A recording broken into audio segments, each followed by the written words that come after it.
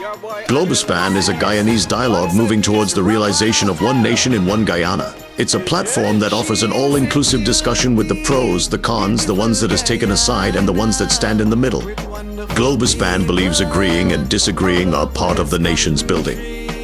She is a beauty, beautiful Guyana, with wonderful people all over this country. Globespan believes every Guyanese voice is part of the nation's building. As we span the globe for voices from the diaspora and those living home, we stand on our commitment that we are all Guyanese working towards one nation in one Guyana.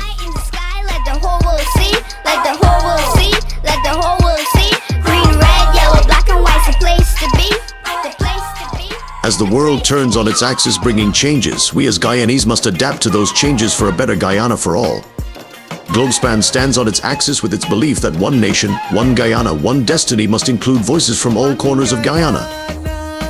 With many flavor, 6 different people blended together. Raise your flag high in unity, we're family with one destiny. Raise your flag high in unity. A very special good night to all our listeners in Guyana, in the Caribbean, in the United States and Canada, and around the world. Tonight, we have a special program for you with a special guest, Mr. James Bond. He's an attorney at law, a businessman, and a former member of parliament. But before we get to him on a huge topic tonight, which is politics, governance, the role of third parties, and the impending elections, I want to first say thanks to Mr. Noor Singh for making this program available to all our listeners in and around the world, and to Mr. Devin Bissoon and Mr. Ryan Gobin, our technical directors. We are a fair and balanced network, and we bring people from all the different political parties on board to talk about various issues affecting Guyana. But one of the things I would like to say, I asked several members of the GCOM, Guyana Electoral Commission, to come on board and to discuss something, and all of them have turned it down. So I don't know what the secrecy is going on at GCOM. No one can come and talk about what's happening there.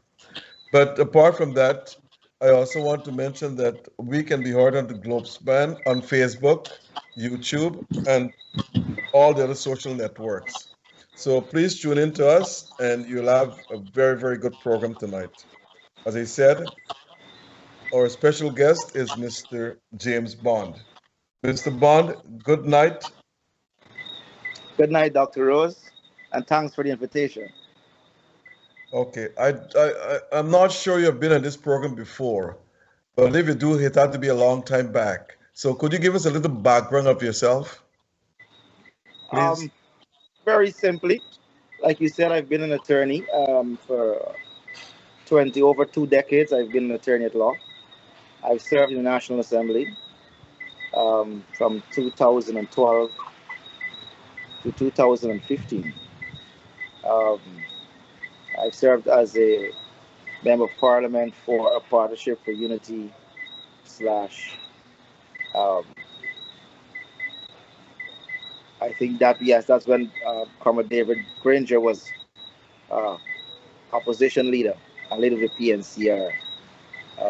Since 2020, I've eased the law practice, so to speak, the active law practice, and I have subsumed myself in the world of business. I do manage a few businesses at present, and that is what I do day to day. I love Guyana, which is most important. I term myself as a consocial nationalist. Very simply, I look to build bridges, build alliances, and find solutions to the problems we face as a country. That is actually my political ideology. Let me mention something, and I think everyone knows this. You have been very close to one of the stalwarts in the party, Miss Lawrence. Can you explain that relationship, if it's still strong? Yes, Comrade Lawrence is dear to me. I refer to her as my mother. And since I got into the party, herself and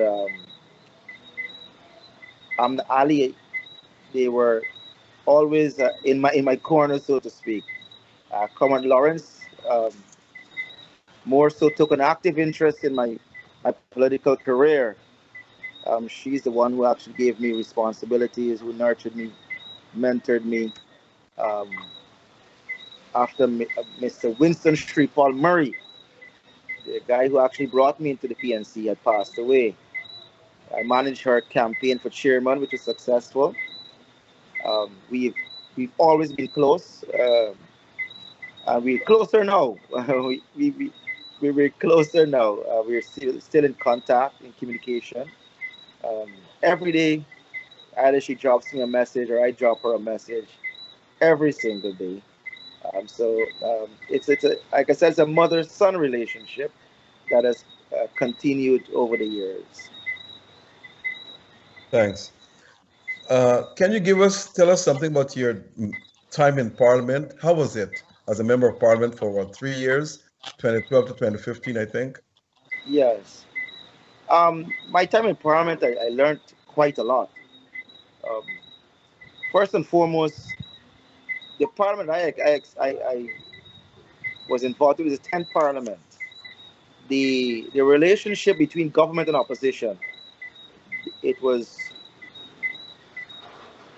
it was easier than now, in the sense that there was rapport between members of the House. There was camaraderie between members of the House. We always had dialogue. We had formed actually friendships. My very close friend on the other side was Dr. Vishwa Mahadio. I consider him to be my very close friend on the other side. He was serving as the member of Parliament for Region Number 6 at the time. Um, uh, Darren Paul Siraj, I think he was also another close friend of mine. So we formed friendships, meaningful friendships, during that 10th Parliament. Um, the staff of the National Assembly, I must say, they were phenomenal. I'm still in contact with them. Mr. Isaac served as the clerk then, and I can remember last year they came and they presented plaques and honored me. And I think they did it for other members of Parliament, past members of Parliament as well. So we had a very close relationship with the staff too. So it was one of those experiences I treasure. I can remember my first budget speech vividly. Mr. Raphael Trotman, he was the Speaker of the House at the time.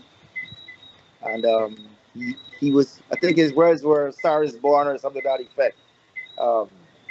And myself and Mr. Trotman still have that very close relationship, even to this day. I must apologize to him publicly for not having going and see his dad as yet. I have to go see Justice Trotman on Raf's behalf, pay him a visit. So again, I forged meaningful friendships with both the staff and members of the House, even our MPs on during that time. It was a wonderful experience. Thank you. Now, at the time you were in Parliament, it was a coalition government. Tell us how that functioned. Was there animosity? Was there bickering? Well, though the coalition wasn't in writing, wasn't APNU AFCs yet, but the foundation laid by Comrade Corbyn with the GOPP and APNU, you had that close, cordial relation between the APNU and the AFC. You had that understanding that at the time we had a sole objective of keeping the government of the day, the PPC government, to account, ensuring we kept them in check. I think Comrade Donald Romatar was president at the time. So the focus at that time was, look, let us ensure that we keep government accountable. We shared, I think, a one-seat majority at a time. I think our focus was on budgetary spending and budgetary allocations, capital expenditure. There were certain programs that we zoomed in on. And indeed, the APNU and AFC worked in unison. They worked in unison.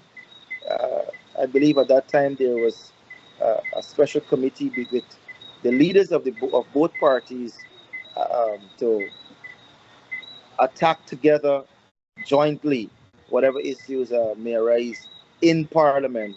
That was in place. So it was a good relationship. I never sensed any animosity. I never sensed any rivalry of sorts between the two parties during that 1010 Parliament. Good, very good. How many years have you been a member of the PNCR? And are you still a member? Are you still active in party politics in the PNCR? I've been a member of the PNCR 2011, 2012. It may even go back to 2010. I'm not active I'm not active with the PNC. I've actually um, written to the General Secretary of the party, indicating to him that I am supporting President Ali and the People's Progressive Party Civic in 2025. I am committed to ensuring President Ali gets a second term, and I've indicated this to the General Secretary of the party. I have. It is.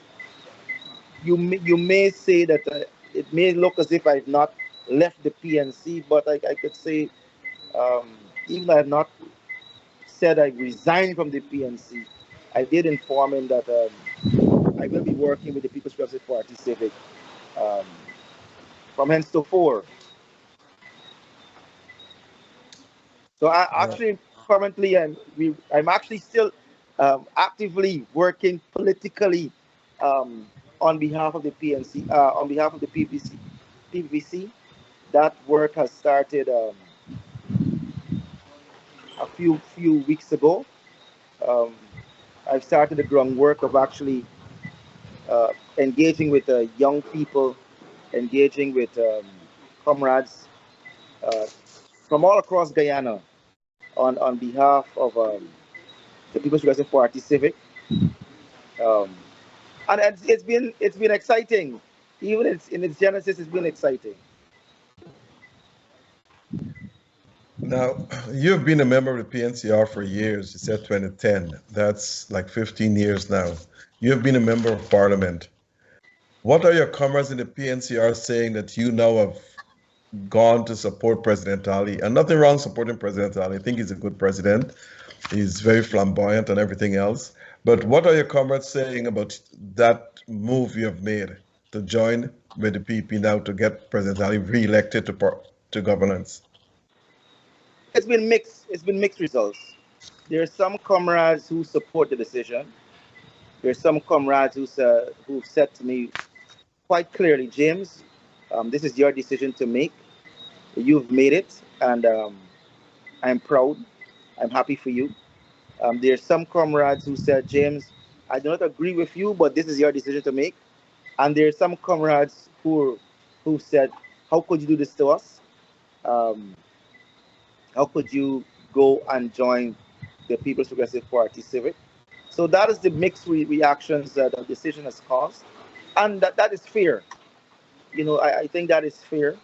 Having served shoulder to shoulder with many of the comrades, I would expect them to feel um, some hurt, some disappointment, and some to feel, well, James, that was a good move. To both, to all three groups, I say that I love them. You know, I've said this publicly. Even the comrades that are saying, James, you've disappointed me. Um, I don't like this decision. I said I love you. Um, the reason why I'm one person who did not leave the PNC in anger or a hail of brimstone and fire is because my decision is not based on anything the party would have done to me. You know, most persons would walk away from an organization because they didn't do this for you or they didn't do that for you, and you're now angry with the leadership, you're angry with the membership. There's something that has frustrated you. I have not left out of frustration. The reason that I've left the PNCR to work with President Allen, the PPC, is simply to play an active role in the development that is happening in Guyana. Um, One cannot ignore what we're seeing. I came from Crabwood Creek today. I did a trip up down. It's about 6 hours driving or more driving, and I got to see the total landscape of our coastland. And I can tell you the transformation is phenomenal. And I want to play an active role in this. I think that more more persons more persons from the PNC side need to see and experience with a different lens what is going on. You see, there's a combative side to politics, and I think once you're in opposition, you're stuck in that for the 5 years until you probably get into government. Then you begin to see what is happening. So when you were viewing from the combative lens, there's only so much you could see. But if I take them down into some of these housing schemes, they complain about housing, the situation applied to housing, but I could show them thousands of houses being built across this country. When I drove down Palmyra, you never saw houses there to your right. There's scores of houses. You didn't see a stadium being built at Palmyra. You didn't see a hospital being built at Bath. So much is going on across the length and breadth of this country. Now, what we could bring from the other side is a view, is a culture that is totally patriotic, just like the PPC, that is totally with Guyana in the forefront, but with different ideas as to how to get it done. And I think that is why it is critical that persons like myself support President Ali, support Guyana in terms of our quest to bring Guyana to first world status. We need thinkers from both sides of the divide. We need strategists from both sides of the divide. And I think President Ali is very accommodating. I don't think we've ever had a president who is not polarizing, who's bipartisan, who continues to reach across.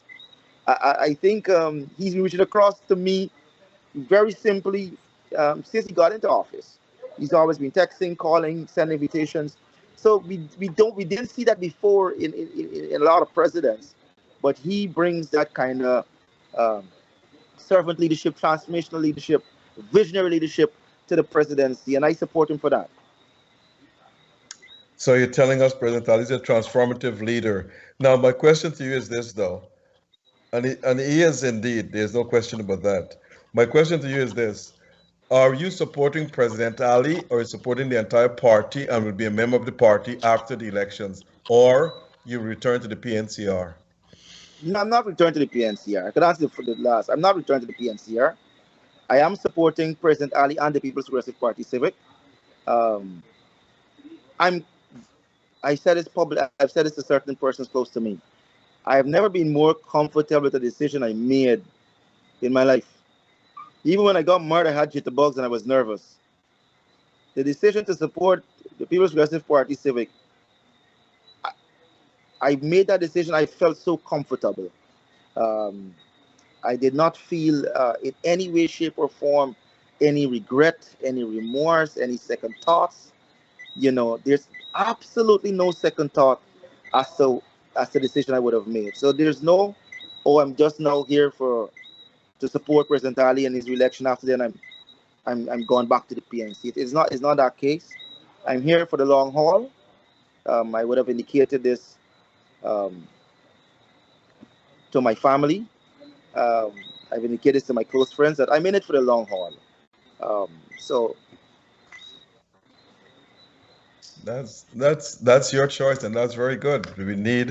We need more people to come out like you and speak publicly about the progress being made, and whichever party they want to support, that's their choice. As a matter of fact, as you know, United Nations Charter 145 tells us that you can be a member of any political party, and which should not have any disciplinary measures taken against you, any prejudicial actions taken against you, and so forth. So it is your choice to do that. Let me ask you a question. The Speaker has banned the word corruption in Parliament. As a former member of Parliament, what do you think of that? I followed that little debate a bit, and it was explained by the speaker that the word corruption has been outlawed from since before this parliament. To be frank with you, I don't agree with it, insofar as it does not impute um, corruption on a particular person. I believe in free speech, and I believe we could say there's corruption in government. We could say that a particular transaction reeks of corruption. But if we're going to impute it against an individual to say, look, Tom Jones is corrupt, then except and unless you have the evidences to support it, then you should not use it in that regard. But to use the word corruption, I think we should be allowed to say it in the National Assembly. I believe that. And I don't think uh, it bodes well for freedom of speech that we can't say, oh, there are particular, there's evidence or there might be some corruption in this transaction, um, in this particular project. Um, I do believe members of the National Assembly should have that leeway to point out. Because I want to say this: are we saying because the word is outlawed that there is no corruption? Then we're being delusional. If we're going to say we're outlawing the word because there's absolutely no corruption, then we're delusional. Because if we're going to say, look, in every single, I've never known no government to be incorruptible. There's always, in every single government, there's some aspects of corruption, whether it's minuscule and whether it's pronounced. There's always been that, and members of the House should be allowed to make public that, look, we have found the evidence of corruption. We found the evidence of double dipping. We found the evidence of corrupt practices, and I think we should be mature enough. I think our politics is not that mature, Dr. Rose, and that immaturity lends to this kind of a curtailing censorship of the utterances of our members of the National Assembly. I fully agree with you. I want to warn or tell our listeners that y'all are blowing up my phone, but I can only ask so many questions to Mr. Bond. Now, I know I got about 20 questions already, and I can only ask so many. Mr. Bond, Mr. Norton has been a close friend of you for years now. Have you spoken to him since you endorsed President Ali? Yes, I must say, Comrade Norton is a sort of a mentor to me. When I first began politics, Winston Murray actually brought me into the grouping, there was Aubrey Norton, Richard Van West Charles, Ronald Mortimer Austin Sr., Katz Khan, Gillian Burton, Marvin Williams, um, a very dynamic group, Supriya Singh, um, very dynamic bunch. And I was the youngest, so I soaked up a lot from everyone, including Mr. Norton. And we've always been in conversation, we've always been in contact. Um, we've had contact and conversation since um, I endorsed President Ali. I expressed to him that the only thing I wish I would have done different is to inform him before I would have made the decision, because I think he was caught unawares of it. So we've had a very short conversation since that time. But like he says, and the politics of the PNCR is set up. I think he's confident that my leaving the PNCR will not hurt the PNCR. And I'm happy that he's of that view, that my leaving will not hurt the PNC. I'm very happy that he holds that view. Now, you mentioned not too long ago that we have to be mature politicians. We are very immature as adults as well. And that is true because if someone leaves the PNCR and joins the PEP, that person is being looked at as a traitor or something of the sort to the party. And the same goes for the PEP as well. If someone leaves the PEP and joins the PNC, and I'm being very, very candid here. So no one can dispute the fact that both parties have this. If you leave one and go to the other, you're being seen as an outcast by either of the two parties, whichever one you leaves, and you leave. And that is something that it's actually immature in politics indeed, because we have our own minds. Some of us are independent thinkers like myself, and I am free to support whatever party I feel like supporting. Dr. And Rose, may I add to that? May I add to that, Dr. Rose? go ahead. If, if, however, the thing is this: if East Indian leaves the PPP and joins the PNC hails and celebrates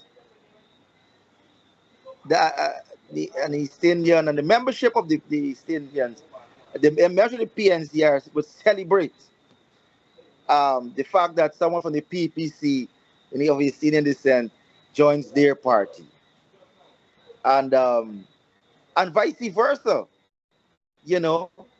But as you said, if someone from the two major party leaves and goes to the other, there's there's a lot of words that to follow. You know, how slaves and nimakarams, etc.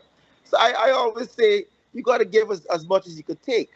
If you like to get people coming to the party, then you must be equally happy when someone leaves your party. You know, and we must have that kind of maturity. You know, if someone leaves the PP and come to the PNC, celebrate. And if someone leaves the PNC, go still celebrate. You know, still celebrate. So um, I tell members of my party, you know, it's like at some point you have to understand that Guyana is changing.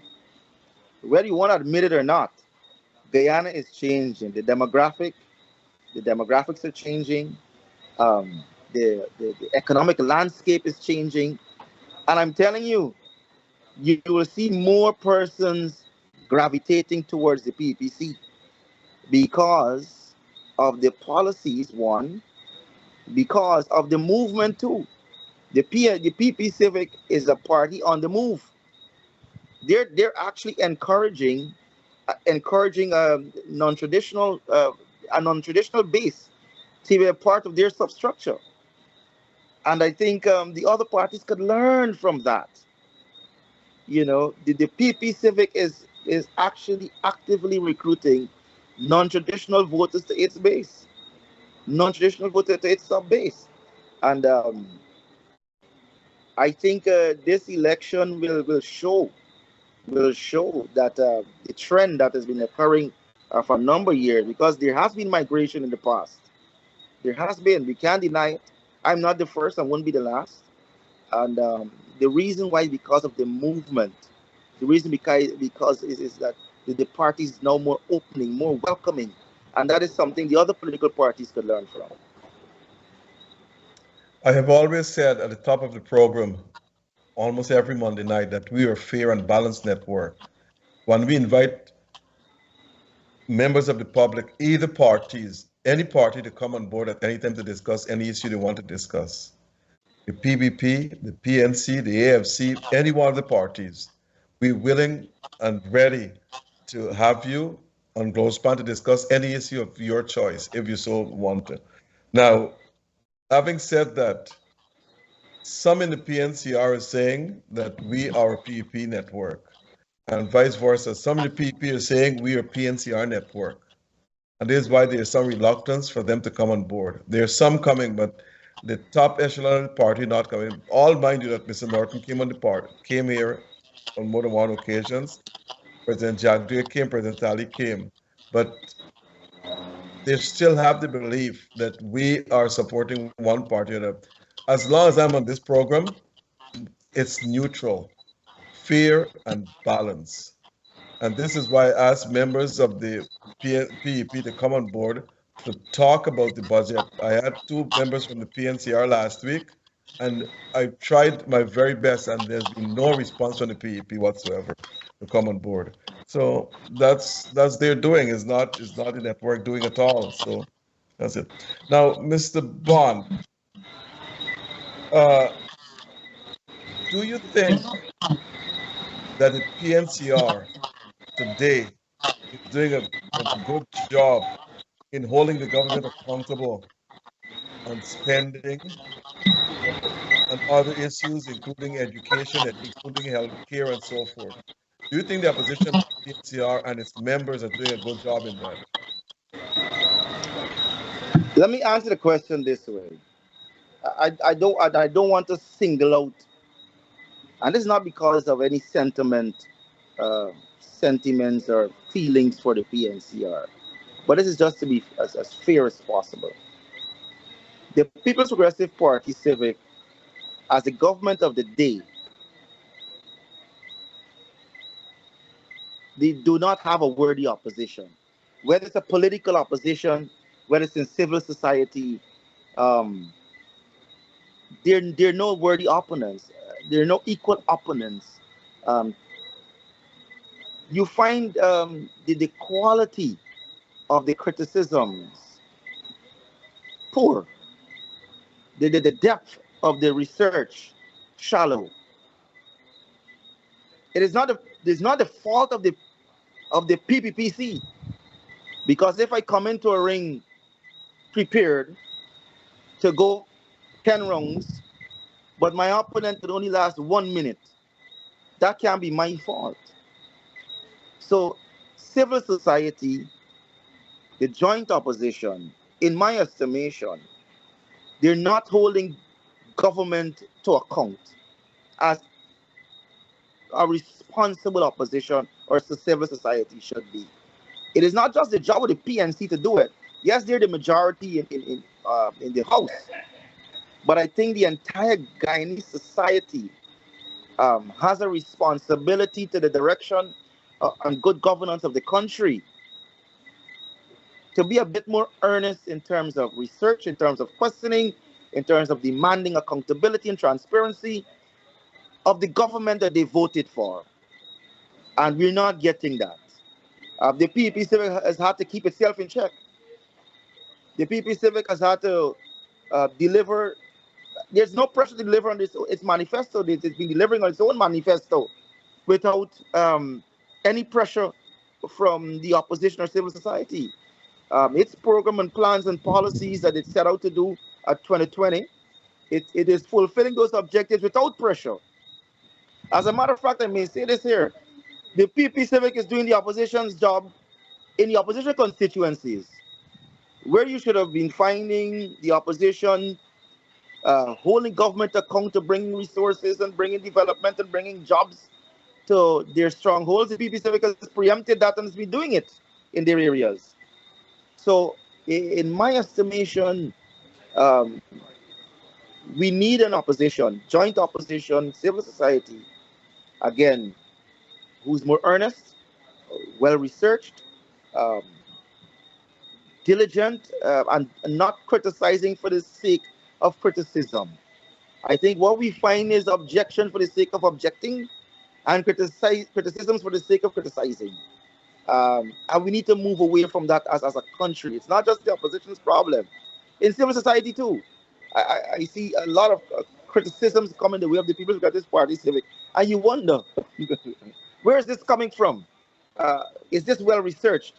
Have you read the act? Have you read the policy documents? Are you aware? Um, and again, it's making the PP Civic look good, but again, it's because of the quality of the opposition, in my estimation. Mr. Bond, I have a question here from one of our listeners. I think it's a very good question. I think you can answer it well too. Do you believe in inclusive governance, meaning that shared responsibilities between the parties, maybe the two major parties and maybe the AFC or whatever it is? Do you believe in shared governance? Like I said before, I'm a constitutional nationalist. I believe in sharing. I believe in I do not believe in when it takes all.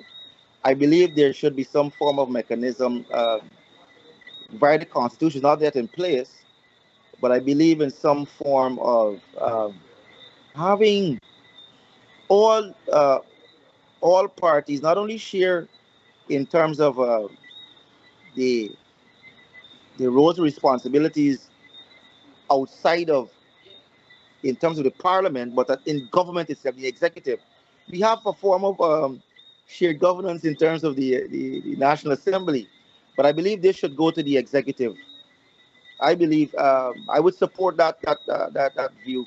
I would support any president who thinks that the executive could be shared as well. Now, the British and most countries have a force past the post system of governance, but they bequeath to Guyana the system we have today. Do you think the Constitution should be amended to accommodate force past the post in elections? I do believe that. I do believe proportional representation has its limitations.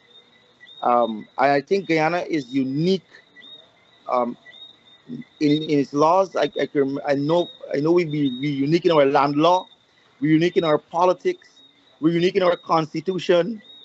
We're a unique country, and I do believe that we could forge a system. We could.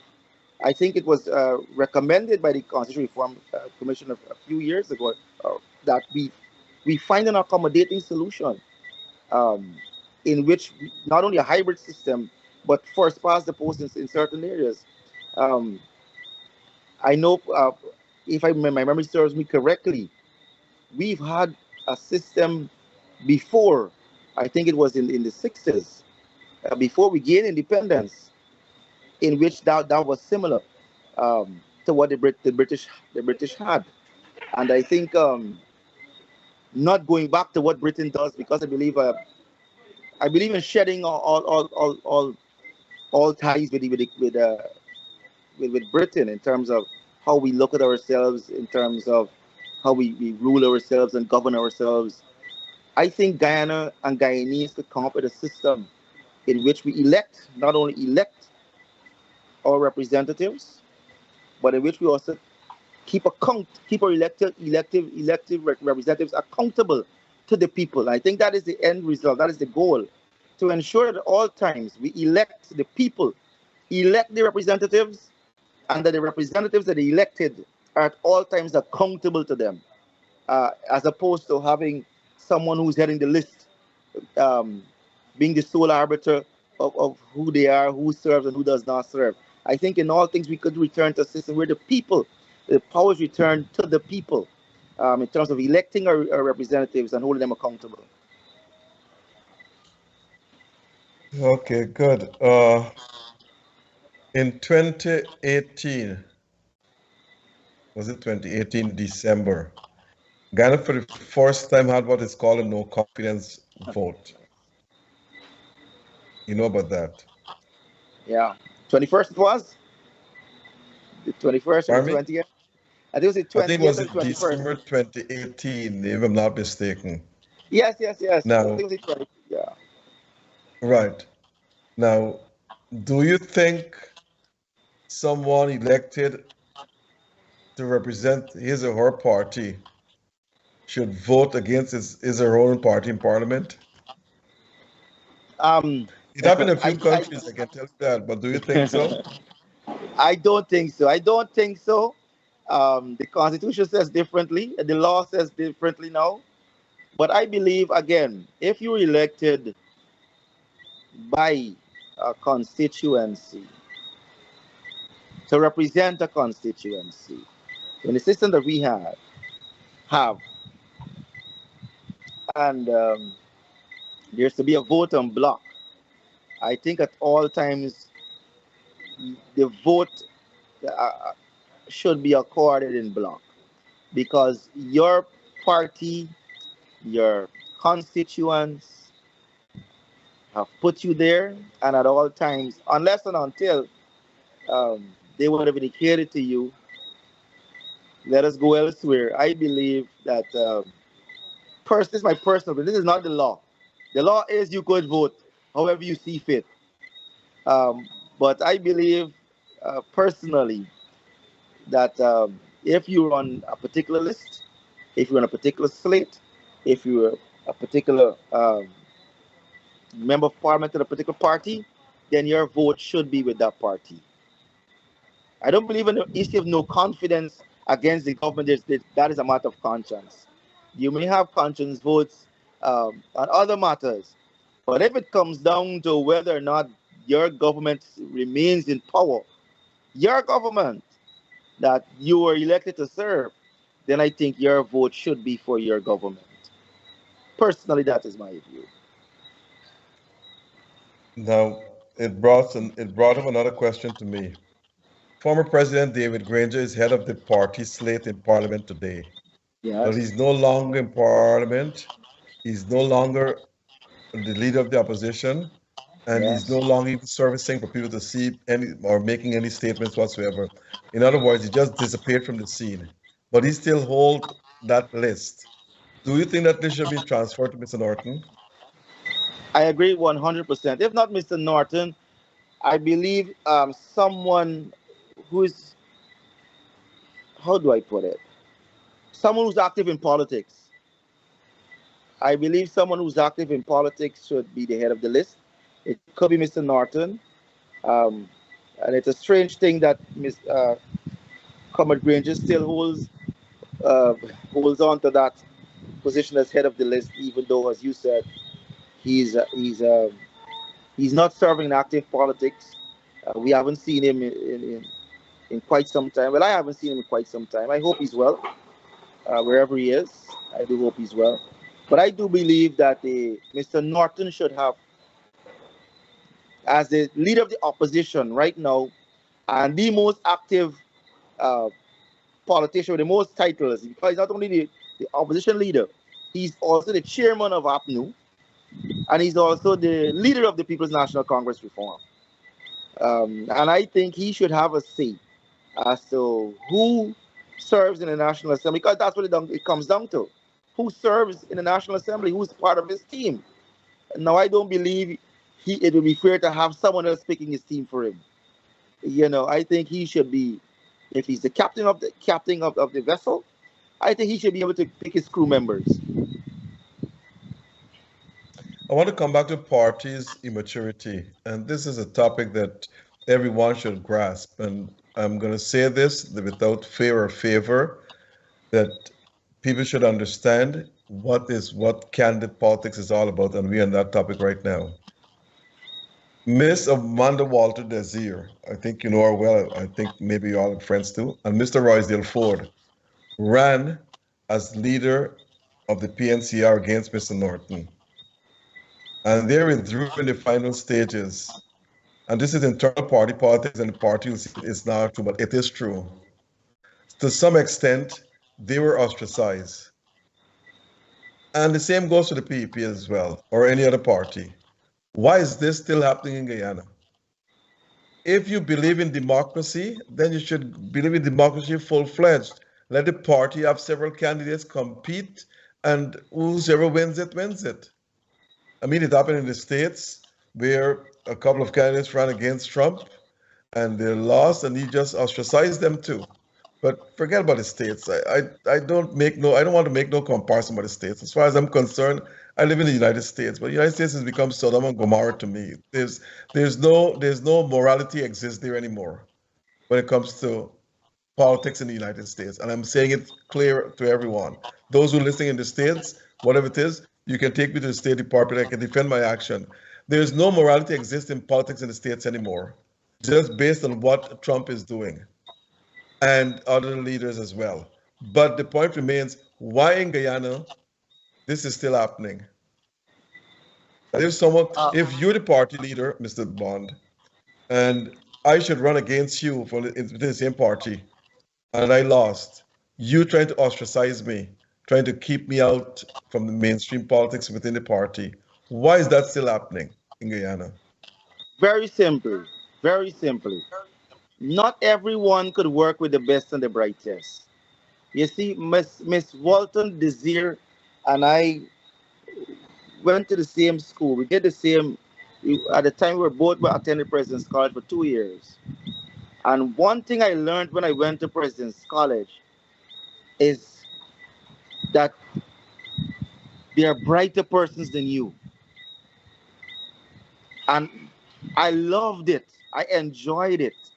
Being around people who are super smart. You get to learn, you get to see their habits, And I could tell you, I improved by simply being around the best and the brightest.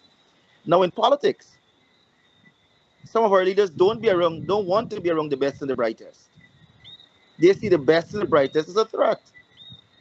And I think um, ego plays a lot in it. If you want to advance the party, if you want to have a party that is dynamic, if you want to have a party that is relatable, then you must have the best and the brightest. And you could judge a leader by who he has around him or her. If you see a leader and they surround themselves with persons of all of lesser stature than themselves, then you will make what you can of that. But if you see a leader, on the other hand, is eager to have the best and the brightest and is actually actively recruiting the best and the brightest, people who could actually say, leader, there is a position that you may want to consider. And he's mature enough to say, let me take this into consideration. Then you're going to have a dynamic, and I want to continue to use that word, dynamic party, because some of the political parties in Guyana, they have lost their dynamism. They do not appeal to anyone. Someone says some of them are one-man show, one-woman show, because of that inability to have around them the best and the brightest. We are allergic to criticism in Guyana. I know you mentioned that even on your show that some persons are not coming on because they think that you with the other side. But that is why they should come on. Because as a politician, you're taught, look, you do all things to win some. That's a Bible scripture. But in politics, you actually have to do that. You have to go where you're not needed. The non-traditional votes count. The non-traditional voice matters. So if there's a program that you think targets the other side, then that's a program you go on. And that's why from early I went on the critic. The critic had me in interviews, Freddie Kissoon, because I think my voice, it's being heard, yes, in the PNC quarters, but I need a space where it could be heard in the PPP civic quarters as well. And that's how we should think and act. So again, we have a problem in Guyana, of leaders who feel threatened um, by others' ambition, and it's disappointing. I must name drop here. I've said clearly to the vice president what my ambition was. And at no time did he feel threatened when I told him what my ambition was. No, I couldn't tell this to any other politician. I said, no, boy, we got to keep you far. Because it is good to have people there's nothing wrong with ambition.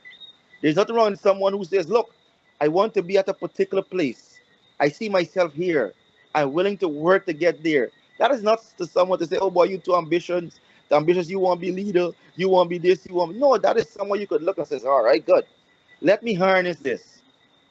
Let me try to guide and nurture this. Maybe you have the potential to be a leader once in the future. And another name drop I could name is Valda Lawrence. And you mentioned 2018.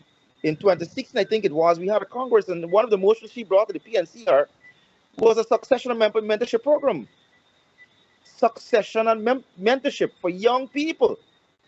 So the idea to think that, oh, we're going to have a party that excludes people who are ambitious, exclude people who have a different voice, exclude people who have a different or a minority opinion, that is not going to bode well for successful politics. And it's not going to bode well for a party who wants to be dynamic, and we've got to make the adjustment, not just in the opposition quarters, but in all quarters in politics. We must make the adjustment, include people who sound and look different from us, um, who are ambitious and hungry.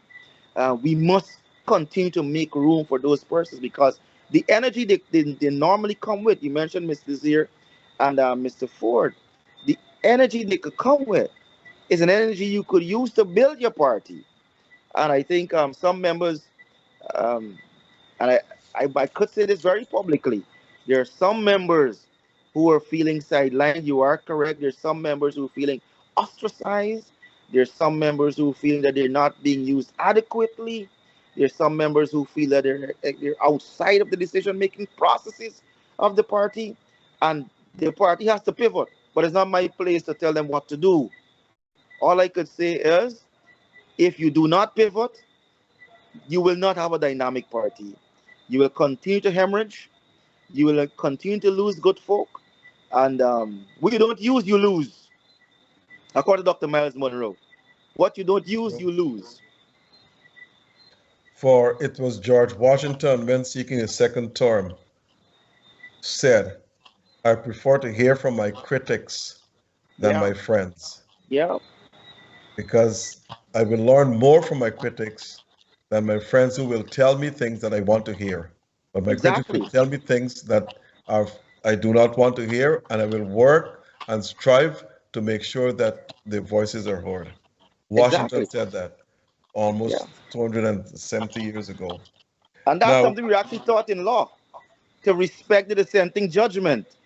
You right, know, sometimes you have a judge, two, three judges saying one thing, and the single judge gives a dissenting judgment, and that's a judgment we actually pay attention to. And in yet years, sometimes that same judgment, that dissenting judgment, becomes law. yeah. Now, I have a question here from one of our listeners. She says both the PUP and the PNCR has stifled the growth of trade unions in this country, not allowing them to bargain for their employees. Instead, they go over the trade union heads and give uh, raises to workers without even consultation. If this is true, what do you think about it? That's a statement I think I could agree with. Um, I don't think we respect the collective bargaining agreements, and that is something both successive governments have done. Successive governments, they have they have not given the trade union movement the respect that they should be given. And we must remember that the trade union movement birthed the independence movement. Had it not been for the trade unions movement, we won't be questioning or telling Britain we want to manage our own affairs. Um, so we should give the trade unions a lot more respect, and bringing them to the table, having discussions with them in terms of wages and salaries, and coming to a position that is mutual, um, beneficial to both sides. I don't believe that we could raise wages in the sense that we cannot sustain it. But again, we must pay people a livable wage. We must pay public servants a livable and decent wage. And so I believe that government must give more respect to trade unions, and the trade union movement must seek to engage them more. And I think we should. I think I would advocate for this. I think I'm in a place where I could advocate for certain things, and I would advocate. You know, we normally see when I got into politics is when I learned that there were PVP unions and PNC unions. I didn't know that was the case, but it is the case, and I think it's something we must move away from. Workers are workers. I don't know if you can recall, we used to have two separate parades. We used to have two separate parades, two separate rallies, two separate speeches, and politics have divided the trade union movement, and I think we should go back to the day where there's unity amongst the trade unions, um, and that we go back to the collective bargaining process. I think that is something I could very well, verily advocate for. I have another question from our list. I hope you don't mind taking questions from our listeners. That is okay. That is okay. They're saying that governments in the past and this government have not recognized the expertise of our chancellors and chief justices, and they have not confirmed them to full positions. They keep them acting until they retire and so forth. This person has a question. We have two very prominent, good female jurists. I guess she's a feminist, I don't know, on the bench now as Chief Justice and Chancellor. Why is this government not confirming them? Well, I again, guess you don't know. I guess you don't know the to be answer. fair, I could answer that. I've answered it before. If a person look at my page, I've advocated for Chancellor Cummings. I've advocated for Chief Justice George. I've even advocated for the Chief Magistrate recently, Miss Faith Magusti. You will recall on the AP and UFC, we didn't confirm them either. That's what this person have said. Both Yeah, governments. we didn't confirm them either. And a slap in the face of these women. That at the time we were looking overseas. Imagine that we were shopping overseas for chief justices. And I think that in we all Guyanese, every right-thinking Guyanese, could rally around this particular point of confirming Justice Cummings, Chancellor Cummings, Chief Justice George to the substantive post. I don't think any single Guyanese, I mean the years of human service, the years of excellent service, the dedication to their profession that these phenomenal women would have given. Um, I have the greatest respect for them. I have the greatest admiration for them. And I do hope that they do not retire as actors. I do hope we in terms of sheer dignity to the work that they would have done and the fact that they've been in their positions for almost a decade. And Justice Cummings is probably longer been acting longer. That we actually confirm them to their substantive posts. I have another question here from my viewers are asking very good questions tonight. I don't know why I prepared questions for because they're asking better questions than I do. They said, ask me this question. It says, you were with the PNC just before you endorsed President Ali, but Mr. Norton did not shake President Ali's hand going back since 2021.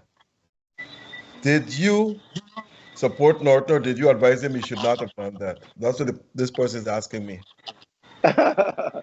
Well, I don't know. to be frank, whether Mr. Norton shakes President Ali's hand is of no moment to me. I think politicians do politics and politicians do strange things at times. Um, Mr. Norton gave his decision as to why he's not shaking Mr. Ali's hands. It is not something I would have done. Um, I would have, if I'm the leader of the opposition, at all times, I think the president is my equal. I think he referred to President Alice as an oppressor, and I don't think there's a man that could oppress me. My mindset is different. I cut from a different cloth. I don't think there's a man on the face of the earth that could oppress me or mine. So I shake your hand, I give you a firm shake, and I look you in the eye as a man. There's no way that I'm not shaking your hand, or there's no way that I'm not having a conversation with you. So I would have done things differently. But Mr. Norton, as you know, is his own man. He's a much more senior politician than I am. And whatever reasons he gave, those are his reasons. And that is that for me. Before we move on to governance and the role of third parties, I have one question here for my viewers. I tell you, they're I don't know. They asked me, what do you think of Melly Mel and Dr. Terence Campbell? You don't have to Very comment if you don't want to. No, You know, if you know me, Dr. Rose, I'm very open. I'm very transparent. I have little or nothing to hide. And Melly Mel is most. I don't think most persons know Melly Mel and I shared a, a very good relationship until recently. It's someone I was always in contact with. Um, I can remember advising her. I can remember representing her in a matter when I was practicing law. I can remember advising her. Even I said to um, Melissa, I says, look, what you're doing in terms of criticizing the government, critiquing the government, and that is commendable. You know, that is commendable. But I told her, don't get personal. Don't attack people's families and people's children and that kind of thing. You could do it and do it in a way that is professional, and you'll get support. Nobody could knock you for that. And then I saw when I supported President Ali that there was a comment on my page from her page, and I blocked her immediately because I found it disrespectful. I think having the relationship that we had, that we could have called each other and spoken, she could have simply called and says, James, I didn't like the decision you made. Explain this thing to me. As some persons actually did, one or two persons did call and say, James, why you do this? Explain to me. Let me hear your side. And she could have done that because she has my number. We do text, but since then we've not been in communication since I blocked her. And my views on Melissa will always be the same. We need voices on the periphery, whether it's a Melly Mel, whether it's a Terrence Campbell, whoever it is. I don't think everybody should be saying, yes, the government is doing a good job. I would hate that. I think we need persons on the fringe who are willing to say, well, look, this is wrong. This is not right. Be the conscience of the nation. Be the voice of reason. I will always support that. But the way that they do things sometimes, it has to come across as nauseating. The way how they frame their attacks and what they do. Terrence Campbell in particular, when it comes to me. I would have met Commissioner Hicken on a number of occasions. In a dashiki, for one, there's these photos on my page. Terrence Campbell never said anything about it. But the minute I endorse President Ali and I go there in a red polo, Terrence Campbell now brings up whether James Bond what happened to James Bond fraud charges and why he's going to see Commissioner Hicken in the color red. Now everybody should know I call Commissioner Hicken my godfather. He's been a very close friend of mine for years. When I first got into politics, since then we've been friends. He's always advised me. We've always been close. We've worked together. I support the police youth groups on the East Coast. I have a very close working relationship with the Guyana Police Force. So now Terrence singles out my visiting a man who I call his godfather, who I took my daughter and wife to meet on the same day. That's why I went actually to take my wife and my newborn baby to see him, because I call him my godfather. And then you're going to bring that into a negative light. And that is the thing. Some of these negaholics, all they could see is negative. They could never see the positive in anything. And that worries me for them. It worries me for them. I question myself. I say to myself, what kind of life they live? Are they happy? Are they in a happy place? Are they in a happy mental place? Because you can't be so negative all the time. So my views on Terrence Campbell and Melissa Atwell and persons like that, I'm saying, look, I have no problem with you criticizing the government. Keep on doing what you do. I love hearing people giving a different view than to what I believe. But all I'm saying is, be reasoned about it. Be reasoned and reasonable about it. And we're not seeing that. We see the ad hominem attacks. We see the racial biases and prejudices. It gets outright nasty. And I think that's where they lose their credibility, they lose their respect amongst a certain section of Guyana and Guyanese. The people that like the bacchanal and the abuse and the cuss out, they will go for it. But there's a section of Guyana who's like, no, you can't be attacking people's wives and people's kids without any proof, without any evidence. Are you you're making these baseless accusations? And this is affecting people. It's affecting people. So So that's in my other views on words, the two of those. you prefer objective criticism, which should be the discourse at all times. I believe so. Once you have that platform, I'm saying once you have that platform, you have the intelligence to do it, then do it. I'm not. I think Melissa Atwell, some say Melly Mel. I think Mr. Atwell and Mr. Campbell, they have the intellectual capabilities and the sophistry to criticize objectively. without becoming personal, without becoming nasty. Leave that. There are people who could do that, but I think at the level that they're at, the platforms and reach that they have, I believe they should um, criticize the government at will. But again, don't be nasty about it. Don't be nasty about it. With that said, we'll go to commercial break. I ask all our listeners to stay tuned to the program. We'll be back in about a minute or so. I'm asking all of you now, all from onesupplier.com. All from onesupplier.com. One is the number one, not any letters. Where you can get all your West Indian groceries from curries, roti, fish, meat, whatever you want. You can get it from all from onesupplier.com. And you can use your EBT cards, your credit cards, your debit cards, any cards whatsoever. Delivered directly to your home. Any part of the country, all from one supplier will deliver your groceries, your foodstuff directly to your home. Call 718-551-3292. 718-551-3292. And Globespan. Globespan has been in business now for 31 years. This is its 31st year. And it always have inclusive packages to take you any part around the world. They have upcoming tours going to Dubai, India, South Africa, Norway, and many other countries. They have offices in New York and in Guyana in Rosalton and Val Park, and in Trinidad in Shagunas area. So you can contact them in New York at 718-845-0437. That's 718-845-0437. Contact Globespan for all your traveling experiences. Wherever you want to go, Globespan will take you there. Thank you. Now back to you, Mr. Bond. Your support for the PEP.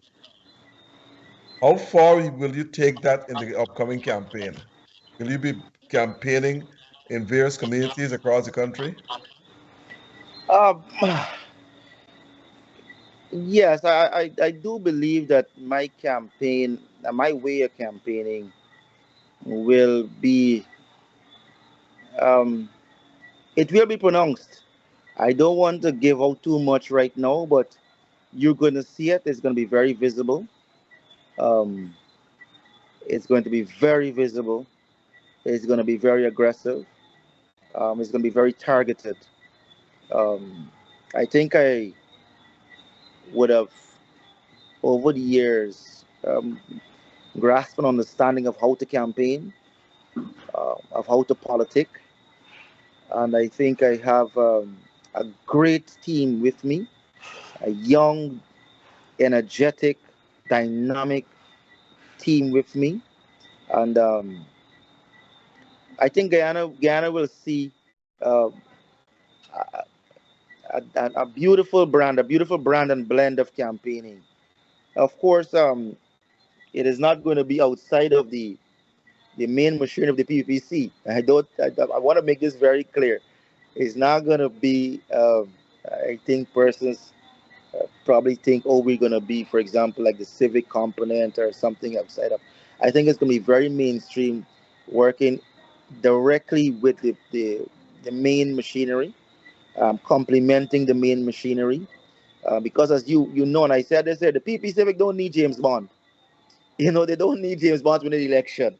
But there are certain things that I could bring to the campaign, and I will bring that um, the experience, the wherewithal in terms of campaigning, the ability to raise funds, the ability to mobilize people, the ability to craft a clear and coherent message, to devise a strategy.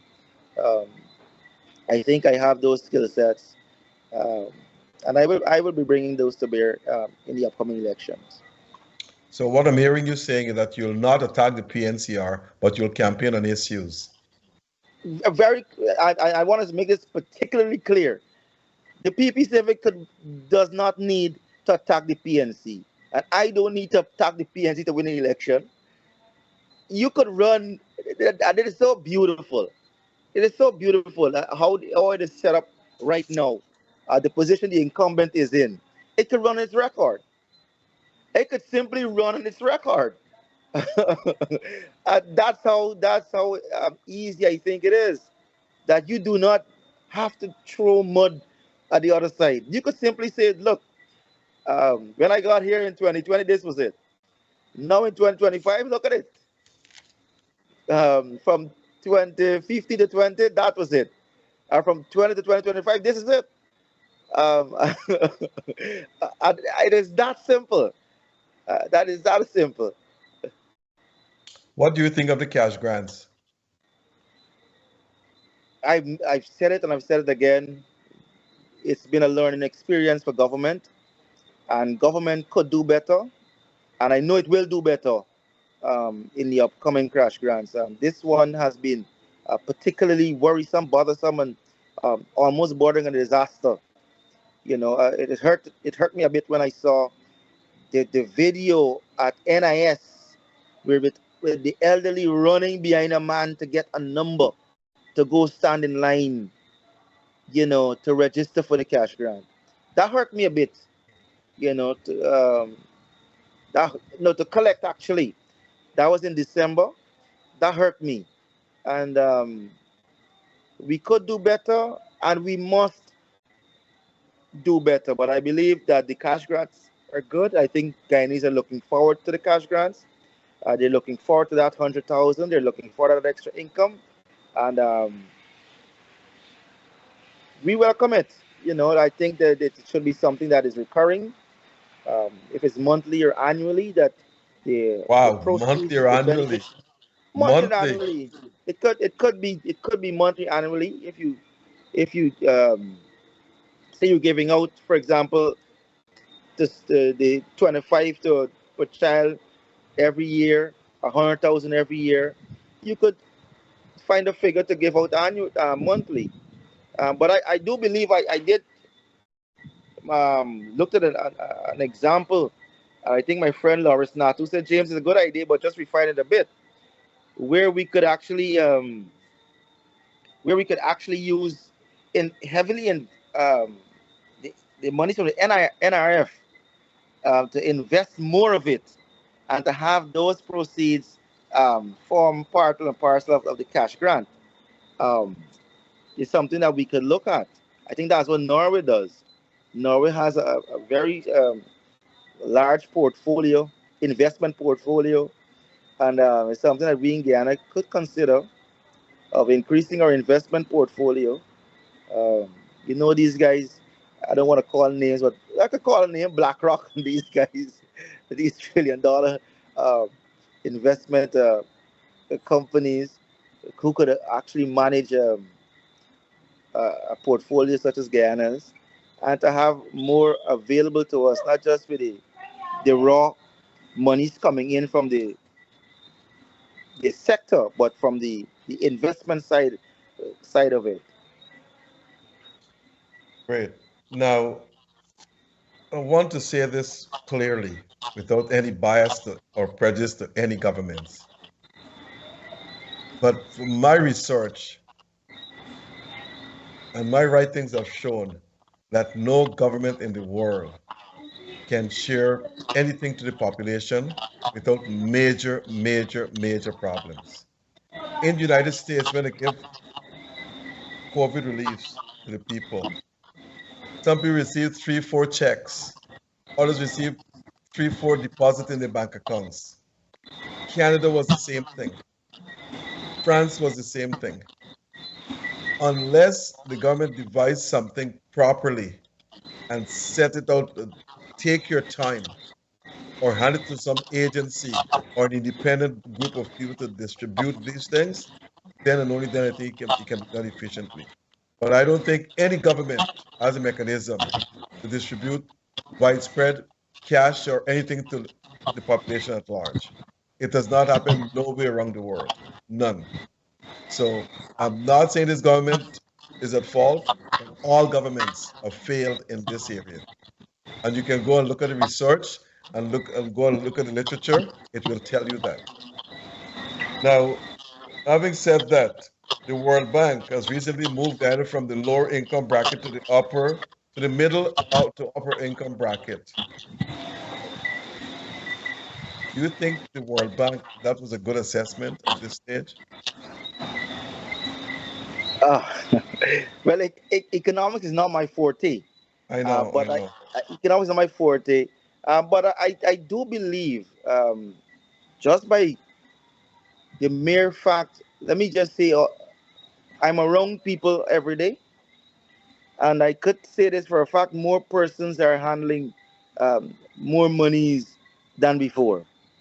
I'm from a number of communities on the East Coast, and more persons that I am around, they're earning more.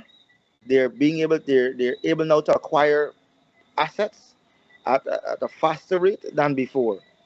Whereas it was a struggle for the young men to own cars and um, own a house or purchase appliances, etc. That isn't the case anymore. I think there's not a single person around who doesn't drive a motor car. I had a meeting just here where I'm at with about 10 young people, all of them driving, all of them below the age of 32. So if that is an indication of whether or not we're moving from lower income to middle income, I think it is. I honestly believe it is. I think it's a little stretched by the World Bank. I think Guyana's edged up a little from the lower income. It's just at the bottom of the middle income because I know people still making nurses, people making 85, $90,000 a month take home pay, and teachers and so forth. So I don't know how they did their calculations, I but when beg you to have disagree, this Dr. large Roll. poverty, I don't think there's a single teacher making $80,000. I'm There's talking no about take, teacher I'm, making $80,000. I'm talking about take home pay. Some of them when they start at 90,000 or so. Okay. Because I was in Barbies the other day, and a nurse, we picked up a nurse and take her home, and she said her take home pay is about $90,000 a month. Now, what I'm saying to you, I'm not saying that this is the government's fault, but the government is, this is the World Bank. And I don't know if they came here and did an intensive study. I'm saying the income bracket has increased indeed. It has moved up from the lower income and maybe sitting somewhere the middle income level, but not to the upper income level. I Because heard. Singapore and those countries are the higher income level. The average person in Singapore makes about 143,000 US a year. And I can go on and on, Sweden, all those countries. But that's a different story. Now let's go to the role of third parties. What do you think of third parties in this country? Are they spoilers? Are they going to take votes from which party the most? Because we are looking at maybe about 10 third parties in this country contesting this election. Ah, my assessment of third party politics. Um, I think third parties are necessary. I think beside third party, I think the phrase that they're using is third force as opposed to third party, Okay. because there's no single third party no who that has that impact. There's no single third party, not even the AFC. There's no single third party that has that impact to make any serious inroads into the PNC or the PP Civic. But I think collectively there is space for a third force. There's always that space because I think the most of the political commentators um, trace it back to 64, where the United Force under Peter de Gar um, coalesced with the PNC led by Lyndon Forbes Sampson Burnham. At that time, the pervading view was the there was a clash between two ideals. The uh, rabbit there, the far left, the communist far left of Jagan, and the moderate left of Burnham, the socialism of Burnham. And Peter de Gar found more favor with Burnham and went to join the PNC. Today, instead of having a communist and a moderate socialist, the political commentators seem to believe that we're now strictly on the lines of ethnicity. So any third force that comes along would have that challenge first of making inroads into the ethnic enclaves of the PAPC and the PNC. And I don't see that happening. I don't see any leader that is charismatic enough, that is well liked, that is has a history of good politics, that has the political acumen, uh, the political astuteness to actually do something like that. Um, we one thing we haven't seen in short, the third force is that inspiring leader. You know, we have all the talking points, we have all the criticism, etc. But there are few that inspire. So the third force, in my estimation, if we were to bring all the third parties together, all the smaller parties together, I don't think they would make any inroad into the PNC's base or the PPC's base. And then again, you have the difficulty of if they do make inroads, when they go to parliament, what do they do? Do they side with the PNC? Do they side with the PPPC? How do they maintain that identity of a third force? And we've seen it for far too many times that most of the third forces, they lose their identity. They lose their identity and become lost in the wayside, lost on the wayside. So that is also a very challenging thing with third parties, third forces, maintaining that identity. Because I think why people vote for them in the first place is that they said, look, we're different from the two. We're not like the two. But when they get in there now, they have to decide whom shall we serve, whom shall we serve, and that is the difficulty with a third force right now. Again, the trust there's nobody trusts a third force right now. Nobody trusts a third party right now, um, and I wish them well. I wish them well. Well, they have seen 2011 had 7 seats, Yeah. and they formed a coalition with APNU and defeated the PEP. And now they talk of the rumors about a prominent businessman. You know him, I'm not going to call his name, that he wants to form a party. They said he's very popular across the country in whatever he's been doing, entrepreneur, philanthropy, and so forth. But in the last election, the third parties had close to 10,000 votes. And the AFC now, as he said, there's no charismatic leader, but is Nigel Hughes a charismatic leader? I won't use the word charismatic to describe my senior, Mr. Hughes. I won't use the word charismatic. Um, a charismatic leader cuts across all divides, That's true. cuts across easily.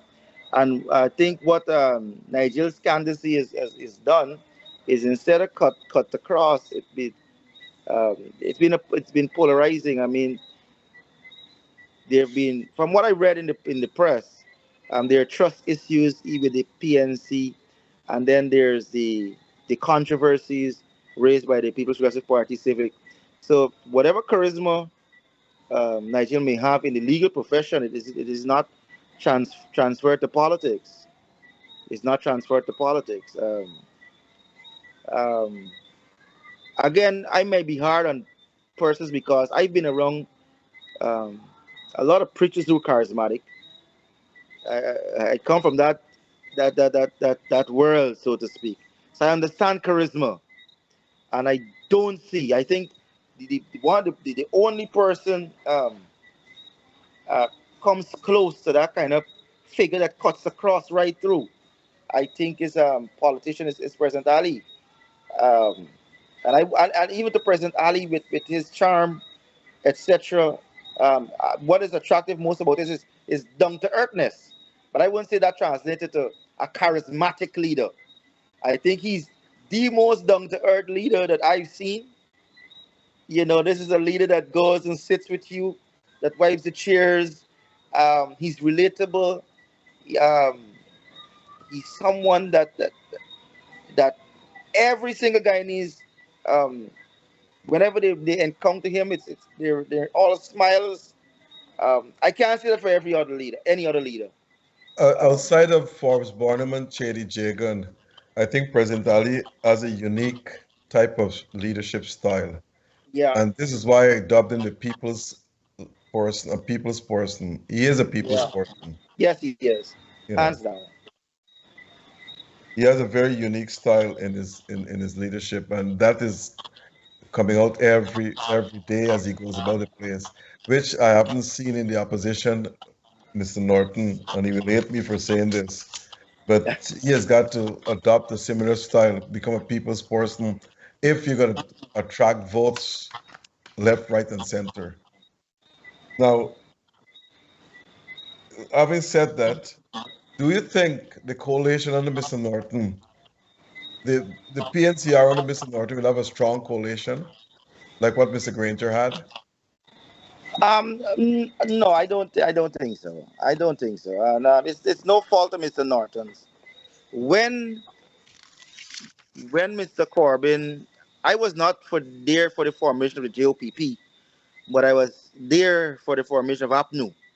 I was in those meetings. I was um, in that room with members, and I was in awe of having sitting next to people like Dr. Rupert Rupnarain, you know, um, Takumu Gunsin, the other WPA stalwarts, you know, it represents from Gap, etc. And there was a freshness about it of knowing that at that time to create the APNU, there was the freshness, excitement, almost euphoric, um, an innocence about forming that partnership to challenge the People's Progressive Party Civic.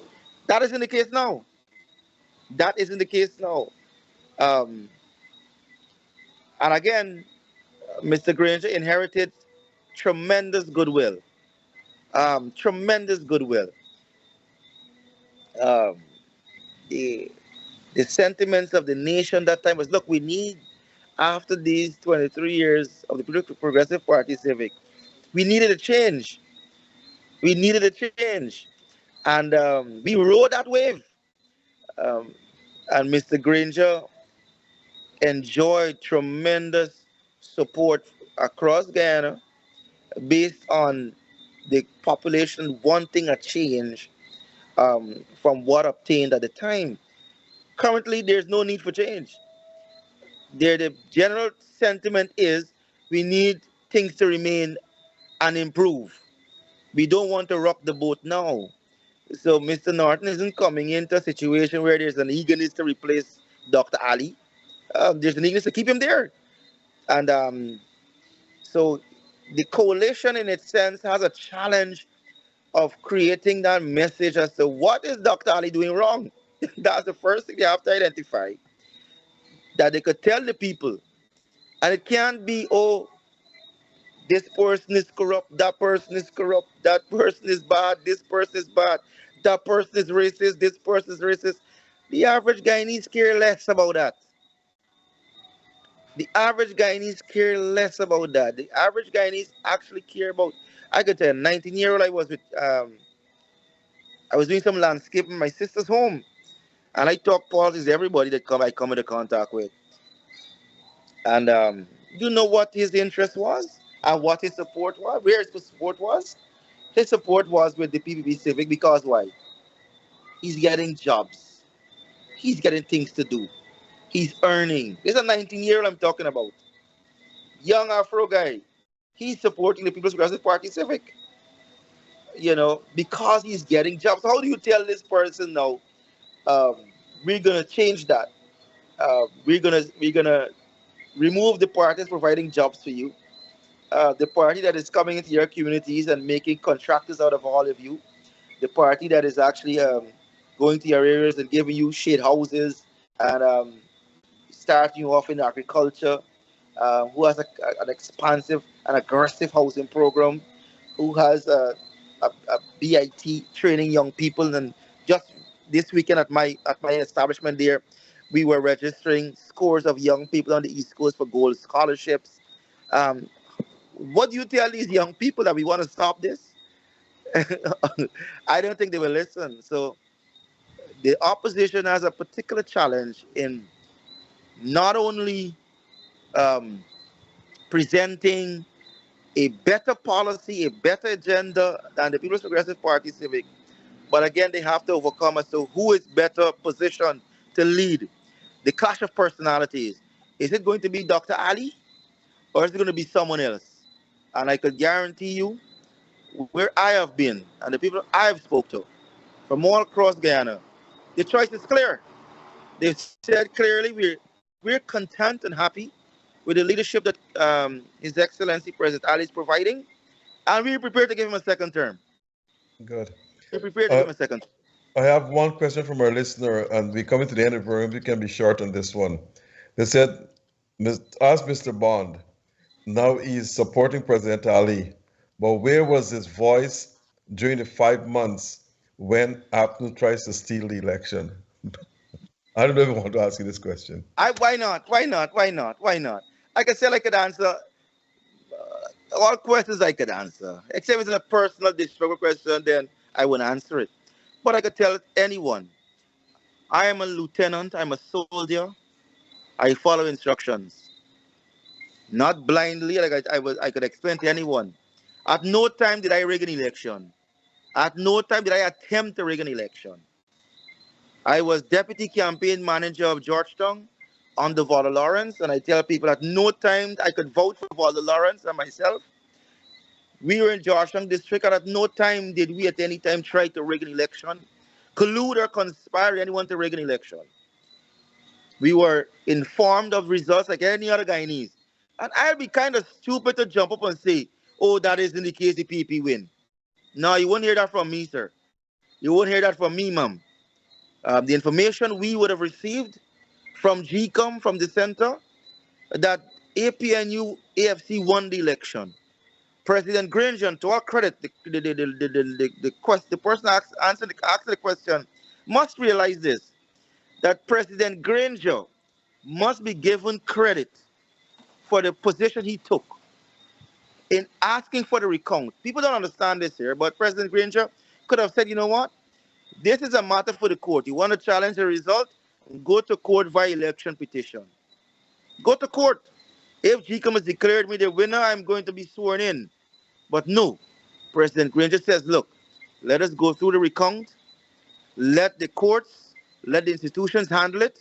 And when GCOM says, we've done everything and this is the decision, I will abide by it. And they would realize at no time did this country descend into mayhem.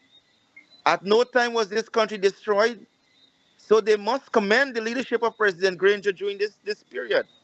It looks as though from the talking points, it's good to say, oh, they tried to rig and steal the election. But they must realize at all times, APNUFC maintained, let the proper institutions, the courts, GCOM do what they had to do. And when the final decision is made, we will abide by it. And that happened. So, Mr. Bond, during that course of time, I was informed that we had won the elections. I believed we won the elections. Until we were told that we did not win the election, I accepted those results. At no time did I get up and say the PP Civic did not win elections, that they were in. I've never used those words. As a matter of fact, I even got licked for saying, why are you still saying that the PP Civic installed, and why are you still saying that you win elections? If you win elections, go to Shandapal Drive and take up your seat there. I've never said and told people that we won elections, even after GCOM would have said we would have lost it. I'm not delusional. Okay. Quickly, final question. One advice you'll give to Mr. Dr. Ali, President Ali. Oh. One sentence. One sentence. Keep doing what you're doing. And President and Opposition Leader Norton. Pivot. Meaning? What you're doing, do the opposite. Okay. Mr. Bond, it was a pleasure having you this evening here, and I guess all our viewers will have enjoyed this dialogue, and I hope that You will come back at some future time. I want to say thanks to all our listeners and our sponsors. Thanks to Noir Singh for making this program available, and to Devin Bissoon and Ryan Gobin, our technical directors, and also once again to all our sponsors. Without you, this program could not have been made available at all. We are a fair and balanced network, and hopefully we'll continue next week with another guest, which will be announced later in the week. So, Mr. Bonds, a special thanks to you for coming on at such Thank a you, short Dr. Rose. notice. And I enjoyed the conversation with you tonight. And somehow, but I'll be back in Guyana sometime in May or June, and I hope we can meet. Of course, of course. I look forward to it, sir. Thank you very much. Don't Thank go you, off sir. the air. I want to talk to you off air. Sure. Thank you. Good night, everyone.